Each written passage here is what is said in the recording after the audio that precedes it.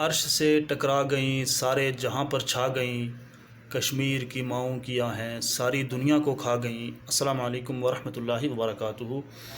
دوستو، میں سجاد احمد قاضی ایک بار پھر آپ تمام دوستوں کی خدمت میں حاضر ہوں، اور یہ ویڈیو میری بالخصوص کشمیر کی ماؤں، بہنوں اور بھائیوں کے لیے ہے۔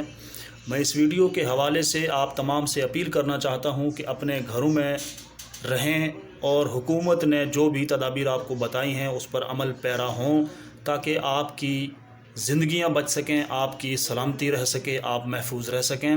حکومت یا پولیس جو بھی اقدامات اٹھا رہی ہے وہ ہمارے لیے اٹھا رہی ہے۔ جب ہم سیف ہوں گے تو سارے مسائل جو ہے حل ہوں گے۔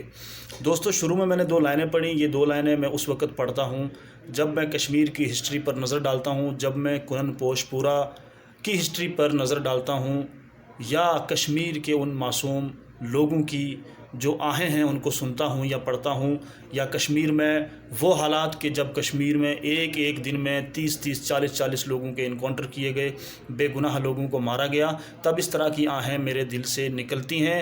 میں آپ سب کی سلامتی کے لیے، حفاظت کے لیے اللہ تعالیٰ سے دعا گو ہوں کہ اللہ تعالیٰ آپ سب کو سلامت رکھے، اور تمام دوست احباب سے میں اپیل کرنا چاہوں گا، وہ کشمیر کے کسی بھی خطے سے ہیں، کہ وہ اپنے گھروں میں محفوظ رہیں۔ اپنے جو جائز مطالبات ہیں ان کو لے کر آپ ضرور باہر نکلیں، اور حکومت سے بھی اپیل کریں کہ ہمیں ان چیزوں کی ضرورت ہے۔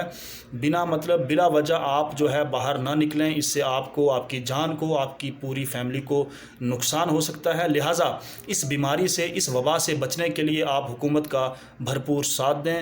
آپ سب کا بہت بہت شکریہ۔ میرا موبائل نمبر، میرا واٹس ایپ، میرے فیس بک اکاؤنٹ اس پیج پر موجود ہے۔